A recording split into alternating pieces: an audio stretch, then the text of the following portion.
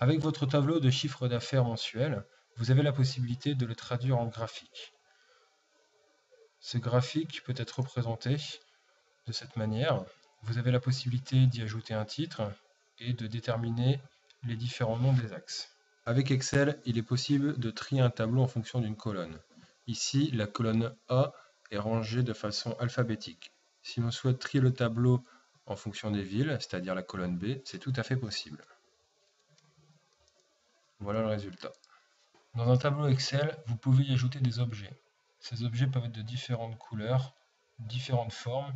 Vous pouvez y ajouter aussi du texte. Dans une base de données, vous pouvez utiliser l'outil de validation de données. Par exemple, vous pouvez y donner une information pour montrer que le nombre doit être compris entre tel et tel chiffre. Par exemple, ici, si je mets un chiffre inférieur à 1000, un message d'erreur va s'afficher.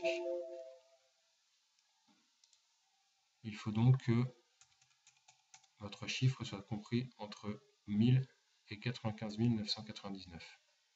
Vous avez la possibilité aussi de mettre une liste dans laquelle on puisse sélectionner le chiffre à appliquer. Avec Excel, dans un tableau trié par ville, nous pouvons y ajouter un mode plan. Dans ce mode plan, nous avons plusieurs visualisations. Une générale, et nous avons la possibilité d'avoir une visualisation plus synthétique. Par exemple, ici nous avons une visualisation par mois, nous pouvons le faire par trimestre ou par année. Nous pouvons aussi le faire par ville, donc, ou général. Lorsque vous utilisez une base de données importante, vous avez la possibilité pour la modifier d'utiliser l'outil grille.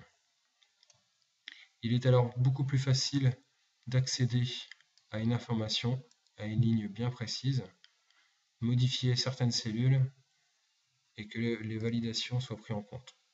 Dans une base de données, nous avons la possibilité de faire une sélection avec l'outil filtre.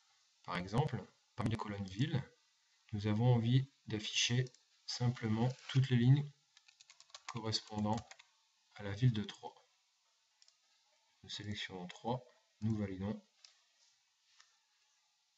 et le tableau nous donne toutes les lignes correspondant. Dans une base de données, nous pouvons faire une sélection selon plusieurs critères. Par exemple, ici, nous allons vouloir afficher les villes de Marseille ayant un effectif établi d'aucun salarié, ainsi que la ville de Troyes qui ont un ou deux salariés.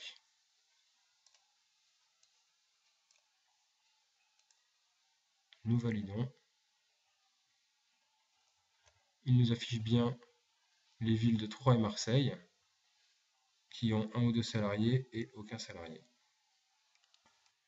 Dans une base de données, vous avez la possibilité d'y intégrer des fonctions sur la base de données.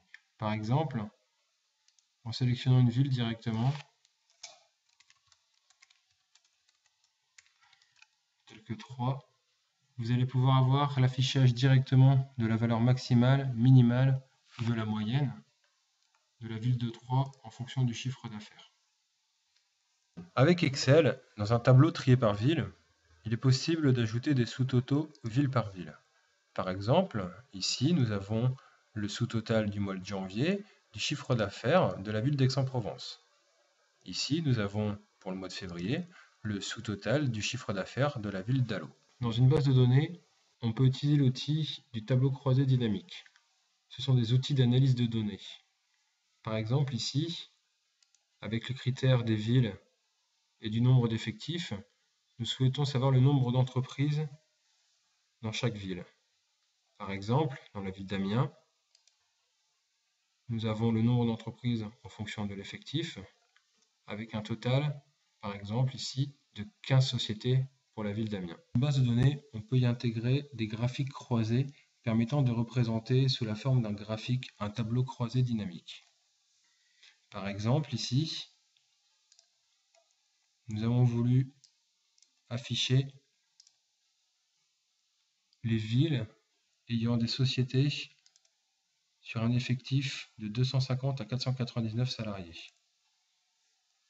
Nous pouvons voir qu'il y a parmi ces villes une, deux, voire trois sociétés ayant ce nombre d'effectifs. un tableau. Vous avez une proposition d'emprunt et vous souhaitez réaliser une simulation de vos remboursements mensuels et annuels. Avec Excel, vous avez la possibilité d'y intégrer une table de données à une variable. Par exemple, ici, pour une évolution du taux d'intérêt, vous allez pouvoir calculer automatiquement vos remboursements mensuels ainsi que vos remboursements annuels. Vous avez la possibilité aussi d'y intégrer une table de données à deux variables. En fonction d'un taux d'intérêt et du nombre d'années à rembourser, vous allez pouvoir calculer automatiquement votre remboursement total. Par exemple, pour un taux d'intérêt à 5,5% sur un remboursement de 20 ans, vous allez payer 330 686 €. Vous venez de saisir votre compte du résultat du mois de janvier et vous calculez celui du mois de février et du mois de mars avec un taux de croissance de 5%. Vous souhaitez obtenir un résultat cumulé de 50 000 €. Avec Excel, vous avez la possibilité d'y ajouter un outil de valeur cible afin de connaître le résultat du taux de croissance souhaité. Ainsi, pour un résultat cumulé de 50 000 €, vous devrez avoir un taux de croissance de 10,73%. Nous avons un tableau qui représente le carnet de commandes du quatrième trimestre. Ce tableau nous donne un nombre de jours de travail à réaliser en fonction du nombre de pièces à fabriquer. Ce nombre de jours de travail est à répartir entre les salariés permanents et les intérimaires, ce qui permet de tenir la masse salariale mois par mois et trimestrielle. On va demander au solveur d'Excel d'optimiser la masse salariale et donc de calculer le nombre de salariés permanents mois par mois. Ce nombre doit être un entier, sachant que la société peut embaucher, mais pas licencier. Après lancement du solveur, voici le résultat. Il a calculé le nombre de salariés permanents mois par mois pour optimiser la masse salariale. Vous avez un fichier entreprise et vous souhaitez connaître la ville dans laquelle se trouve la société que vous recherchez. Avec Excel, vous avez la possibilité d'y intégrer une fonction qui va vous permettre de faire cette recherche. Par exemple, nous souhaitons trouver la ville dans laquelle se trouve la société 2KE. Nous validons et nous voyons que la société se trouve dans la ville d'Aubagne.